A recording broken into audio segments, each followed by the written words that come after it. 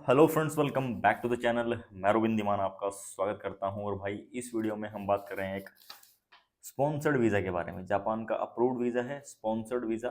Sponsored in the sense, बहुत सारे बंदे इस वीज़ा के बारे में पूछ रहे थे कि जैसे हस्बैंड का वीज़ा लगा हुआ है तो वाइफ का वीज़ा कैसे लगेगा, या हस्बैंड वाइफ का वीज़ा लगा हुआ है बच्चों का वीज़ा कैसे लगेगा। ये किसी भी कंट्री को लेकर हो सकता है।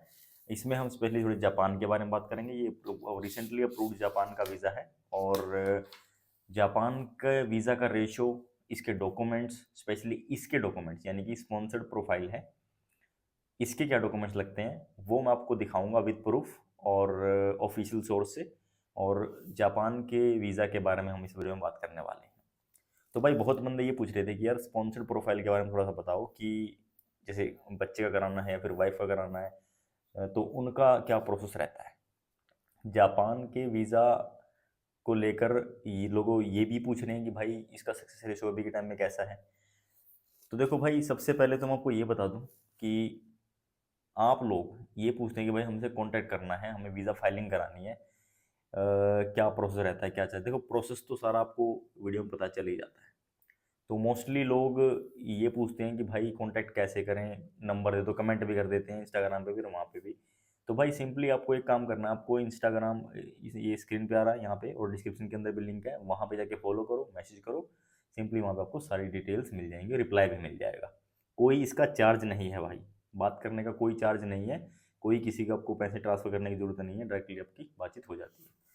तो जापान के वीज़ा का रेशो भाई, जापान के वीज़ा का रेशो मॉडरेट है, यानी कि ना ज़्यादा बुरा है ना ज़्यादा अच्छा है।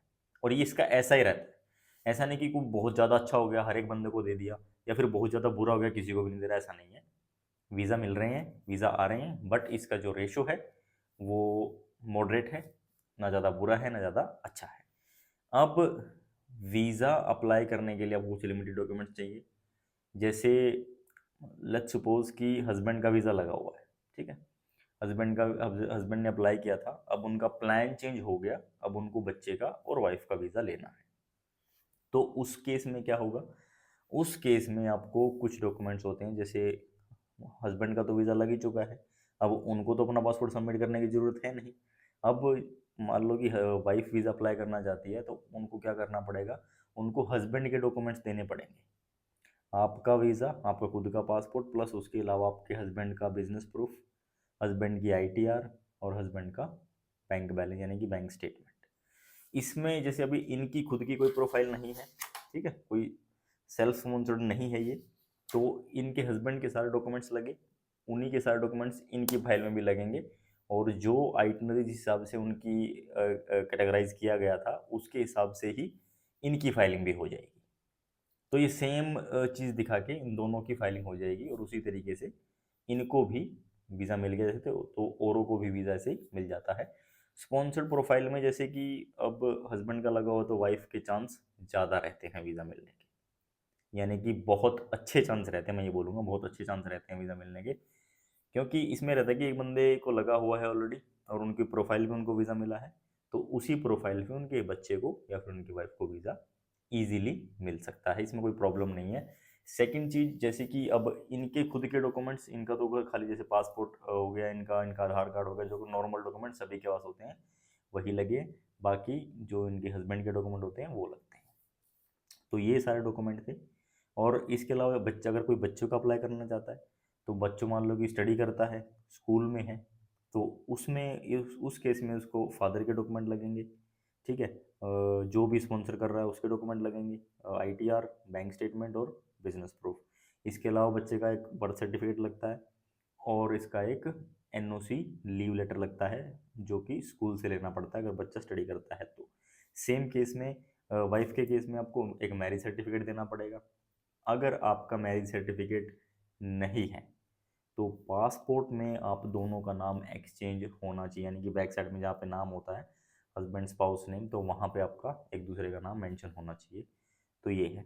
अदरवाइज मैरिज सर्टिफिकेट भी आप लगाओ, वही मेन चीज़ होती है, मेन डॉक्यूमेंट जो है वही है। तो उसके बेस पे ये वीज़ा मिलता है। तो सिर्फ ये डॉक्यूमेंट चाहिए होते हैं। अब इनके खुद के कोई बिजनेस नहीं है, कोई प्रॉब्लम नहीं है, खुद की बैंक स्टेटमेंट नहीं है, कोई प्रॉब्लम नहीं है, जीरो बैलेंस उस अकाउंट में, तब भी कोई इशू नहीं है। और ना ही इनकी कोई आईटीआर ना कुछ भी नहीं है, तो भी इनको वीज़ा जैसे ये मिल गया, क्योंकि ये स्पॉन्सर्ड प्रोफाइल थी। तो इस केस में जापान का वीज़ा आप डलवा सकते हो। सक्सेस रेशो इस केस में मैं कहता हूँ कि 99% आपको वीज़ा मिल जाएगा, बहुत अच्छा सक्सेस रेशो इसमें रहेगा। इसमें किसी भी तरीके की कोई प्रॉब्लम नहीं है। वीज़ा डॉक्यूमेंट्स पे मिलता है, आपकी प्रोफाइल पे मिलता है, आपके खुद के फाइनेंशियल पे और ट्रैवल हिस्ट्री पे मिलता है।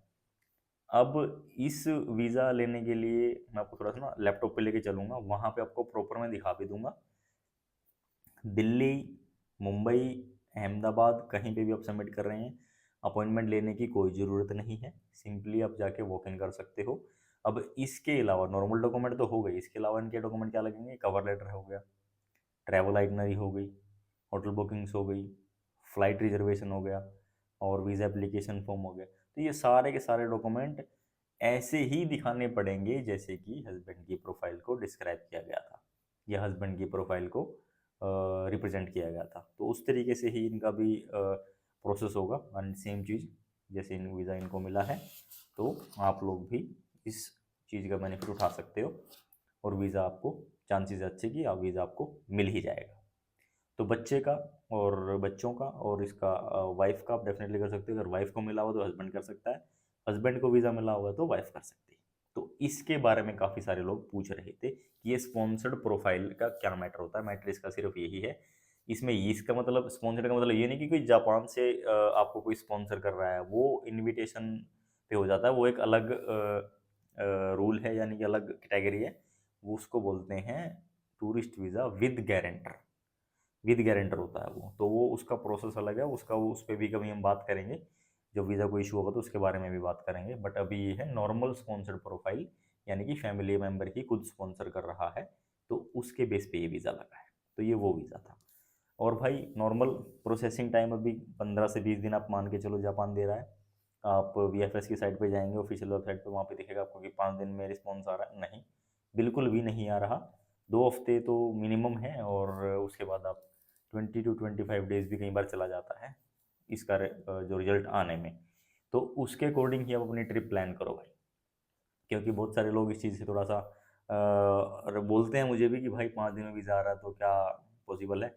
ऐसा कुछ नहीं है भाई, बहुत टाइम लग रहा है, लेकिन जो सक्सेस रेशो है वो मॉडरेट है, वीज़ा आने के चांसेस भी हैं। तो अभी मैं आपको लैपटॉप पे लेके चलता हूँ, वहाँ पे मैं आपको दिखाता हूँ डॉक्यूमेंट्स के साथ कि क्या डॉक्यूमेंट्स है, क्या प्रोसेस आप लोग भी फॉलो कर सकते हो, खुद ब खुद भी करना चाहूँ। और हमसे अगर आपको सर्विस लेनी है definitely with best price in the market, आप कंप्लीट फाइलिंग भाई, इसमें ना सारी चीज़ें रहती है। देखो बहुत सारे बंदे पूछते हैं इसमें क्या क्या, भाई कंप्लीट फाइलिंग मिलेगी इसमें, cover letter, itinerary, hotel booking, flight, insurance, कोई भी डॉक्यूमेंट आपका जो एम्बेसी डिमांड करती है। बहुत सारे बंदों को हमने स्पॉन्सर लेटर भी दिए हैं, कुछ कंसेंट फॉर्म भी देना पड़ जाता है कई बार, तो कई सारी चीज़ें वो सारी हम प्रोवाइड कर देते हैं बिना किसी प्रॉब्लम, क्योंकि हमें ज़्यादा पता है, बेटर नॉलेज है आप लोगों से कि कौन कौन से डॉक्यूमेंट एम्बेसी जो है डिमांड करती है वीज़ा एप्लीकेशन सबमिशन के टाइम पे। क्योंकि भाई प्रोसेस होते रहते हैं, डेली चलता रहता है, तो जो उसके हिसाब से हमें जो एक्सपीरियंस काफ़ी अच्छा है और डॉक्यूमेंट से रिलेटेड कोई भी प्रॉब्लम नहीं होगी। 100% आपको कंप्लीट फाइलिंग मिलेगी विदाउट एनी प्रॉब्लम। ठीक है, तो कॉन्टैक्ट कैसे करना है? इंस्टाग्राम के थ्रू, और डिस्क्रिप्शन के अंदर भी लिंक है, स्क्रीन पे भी आ रहा है, वहाँ पे आकर मैं फॉलो मैसेज कर सकते हो। अगर आप वहाँ पे if the applicant is student और डिपेंडेंट, यानी कि डिपेंडेंट जो है, स्पॉन्सर की मैं बात कर रहा था डिपेंडेंट की, तो उसके क्या डॉक्यूमेंट चाहिए? देखो, कंसेंट फ्रॉम द पेरेंट्स और स्पाउस, यानी कि अगर हस्बैंड का वीज़ा लगा तो उनसे कंसेंट देना पड़ेगा अलग से कि वाइफ को मैं स्पॉन्सर कर रहा हूँ और सारा जो ट्रिप का जो सारा लेन देन है वो मैं करूँगा उस हिसाब से, तो एक कंसेंट बनेगा। अपार्ट फ्रॉम दैट आईटीआर लगेगी, ठीक है, यानी कि हस्बैंड कर रहा तो हस्बैंड की, वाइफ कर रहा तो वाइफ की। अगर वो नहीं भी है, यानी कि आईटीआर नहीं है, और उस केस में आपको 6 मंथ की बैंक स्टेटमेंट आप दे सकते हो। नॉर्मली 3 मंथ की लगती है, तो 6 मंथ की स्टेटमेंट आप दे सकते हो। प्रूफ ऑफ रिलेशनशिप, जैसे कि मैंने बोला था, इसमें क्या किया जाता है? पासपोर्ट कॉपी, यानी कि अगर आपके पास मैरिज सर्टिफिकेट नहीं है तो आप पासपोर्ट कॉपी दे दो अपने हस्बैंड की या वाइफ की, और मैरिज सर्टिफिकेट है तो फिर बेटर है, वो चल जाएगा।